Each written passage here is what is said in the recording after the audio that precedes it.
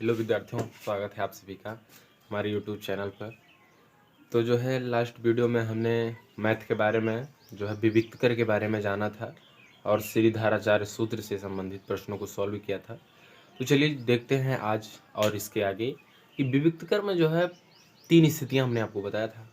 तो 3 स्थितियों में जैसे कब कौन सी स्थिति आएगी ये आज जानकारी लेनी है इसकी, ठीक है। तो चलिए देखते हैं। अब जैसे लिखा हुआ है यहाँ पे, हाँ फिर डिफाइन कर देते हैं कि जैसे d अगर ग्रेटर देन 0 हो, 0 से बड़ा हो इसका मान, तो इसके मूल क्या आएंगे? वास्तविक आएंगे, इसको बोला गया वास्तविक। और अगर d इसका मान बराबर आ जाए तो यहाँ लिखते हैं मूल समान। और अगर d छोटा हो जाए 0 से तो इसको कहते हैं काल्पनिक। अब जैसे एक क्वेश्चन लिया गया, क्वेश्चन ये है कि एक्स स्क्वायर प्लस 15x और प्लस में 56 इज इक्वल टू 0। अब ये है, अब केवल और केवल आपको ये चेक करके बताना है कि इसके मूल वास्तविक होंगे या समान होंगे या काल्पनिक होंगे। तो उसके लिए आपको विविक्तकर निकालना होगा ना। तो यहाँ लिखेंगे विविक्तकर d बराबर क्या होता है? बी स्क्वायर माइनस 4ac होता है। अब यहाँ पे बी स्क्वायर नहीं, हाँ बी के स्थान पे क्या है? 15। तो यहाँ रख देंगे 15 का स्क्वायर माइनस में 4 मल्टीप्लाई ए के स्थान पे 1 है और सी के स्थान पे क्या है? 56 है। अब 15 कवर करोगे कितना आएगा? 225 आएगा।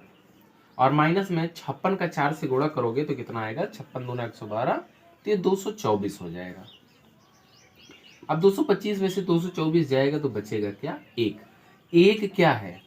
ये ग्रेटर देन 0, मतलब 0 से बड़ा है ना। तो विविक्तकर का मान 0 से बड़ा आया तो ये जो हमें गुणन दिया गया था, जो हमें ये बहुपद या समीकरण दिया गया है, इसका मूल क्या होगा? वास्तविक होगा। तो ऐसे निकाल करके पता करते हैं। तो आपकी प्रश्नावली में भी इस तरह के क्वेश्चन दिए हुए हैं कि जो है निकालो और ये चेक करके बताओ कि मूल वास्तविक होंगे, समान होंगे या जो है काल्पनिक होंगे। तो चलिए इससे संबंधित और भी प्रश्न देखते हैं।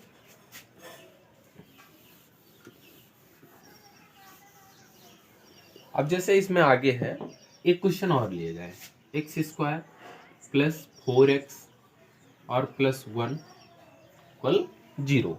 अब यहाँ पे जो है इसको चेक करने के लिए हमें विविक्तकर d निकालना होगा और ये होता है बी स्क्वायर माइनस 4ac। अब b के स्थान पे है 4 तो यहाँ लिखेंगे 4 का स्क्वायर माइनस 4 गुणे 1। अब यहाँ पे 1 और इसके स्थान पे भी 1 ही है। अब 4 चौक हो जाएगा 16 माइनस 4 एक कम 4 एक कम 4 ही होगा। अब यहाँ पे 16 में से 4 जाएगा 12, तो ये भी ग्रेटर देन 0 आया, तो इसका मूल क्या होगा? वास्तविक होगा,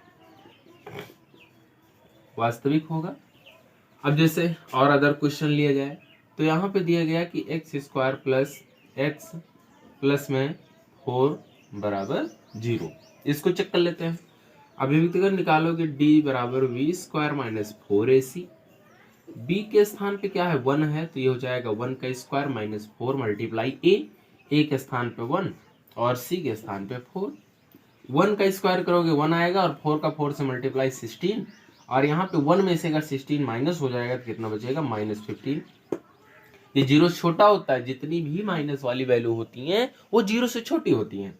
तो अब यहाँ पे लिखा जाएगा ये छोटी है किससे? 0 से, तो इसके मूल क्या बोले जाएंगे? वो बोले जाएंगे कि इसके मूल काल्पनिक है, काल्पनिक है, ठीक है। तो ऐसे ऐसे निकाल के चेक कर लिया जाता है। चलिए एक उदाहरण और लेते हैं जिसमें मूल बराबर आ जाए, उसके लिए कैसी कंडीशन होगी तो देखते हैं अगला।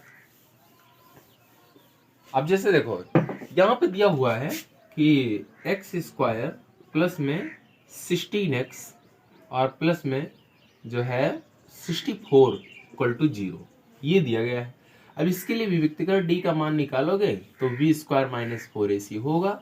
b के स्थान पे है 16, तो 16 का स्क्वायर माइनस 4 मल्टीप्लाई a के स्थान पे 1 है और c के स्थान पे 64 है। 16 का वर्ग करोगे कितना आएगा? 256 आएगा। और 64 का 4 से गुणा करोगे ना तब भी 256 ही आएगा। और 256 में से 256 घटाओगे तो 0 के इसके बराबर है, 0 0 के बराबर है। कहने का मतलब ये है कि जब वियुक्तकर का मान 0 के बराबर ही आ जाए तो इसके मूल क्या होंगे, समान होंगे। ठीक, अच्छा मूल समान से अर्थ ये है कि जब हम मान इसका निकालेंगे तो दोनों मूल समान होंगे। चलिए वो भी देख लेते हैं कैसे होता है ये।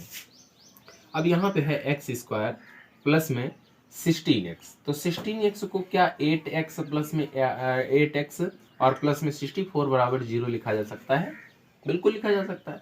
8 8 16, 16x ही तो था ये। अब यहाँ पे x कॉमन करोगे तो यह x प्लस 8 बचा, और यहाँ 8 कॉमन कर लोगे तो x प्लस 8 बचा बराबर 0। अब दोनों बार देख रहे हो x प्लस 8 कॉमन है, अगर x प्लस 8 कॉमन किया तो यहाँ का x बचा और यहाँ का प्लस 8 बचा बराबर 0। अब एक बार ये 0 एक बार ये 0, तो यहाँ से x प्लस 8 बराबर 0, तो x का मान कितना आ गया, -8 आ गया।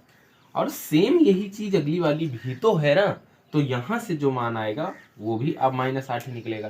तो मूल समान है, कहने मतलब एक मूल जो है -8 है और दूसरा मूल भी -8 है। ठीक है, तो इसी प्रकार से जो है क्वेश्चन को सॉल्व किया जाता है इससे संबंधित।